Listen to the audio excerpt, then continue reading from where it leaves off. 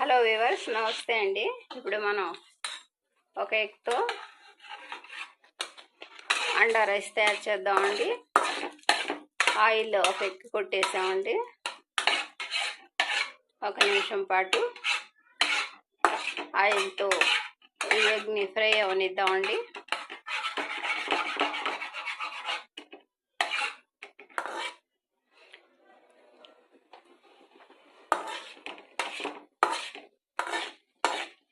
Next ఇక కొద్దిగా red chilli powder and salt add చేసుకుందామండి.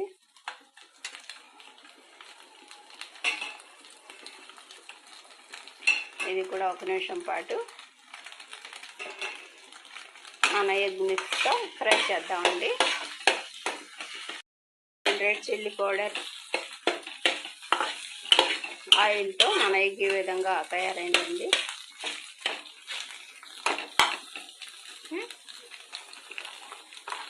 చూస్తున్నారు కదండి, ఈ విధంగా ఫ్రై అయిందండి.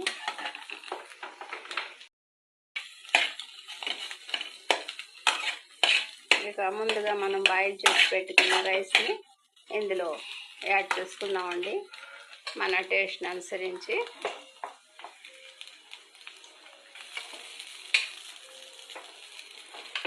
మా బాబు తయారు చేస్తున్నాడండి.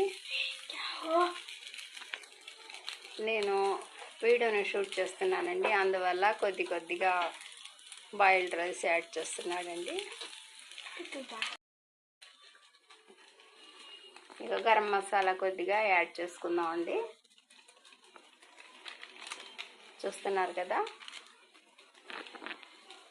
ఈ గరం మసాలా మనం ఇంట్లో కూడా తయారు చేయొచ్చండి. ఇలాచీ, లవంగాలు, దాల్చిన చెక్కని కొద్దిగా ప్యాన్ మీద ఫ్రై చేసుకొని గ్రైండ్ చేసుకోవచ్చండి. మేము మాత్రం ఇప్పుడు ప్యాకెటే యాడ్ చేసామండి. చూస్తున్నారు కదా, వెరీ సింపుల్ ప్రాసెస్తో మన ఈ అండా రైస్ రెడీ అయిపోయిందండి. మా వీడియో నచ్చితే లైక్ చేయండి, షేర్ చేయండి, సబ్స్క్రైబ్ చేయండి వ్యూవర్స్.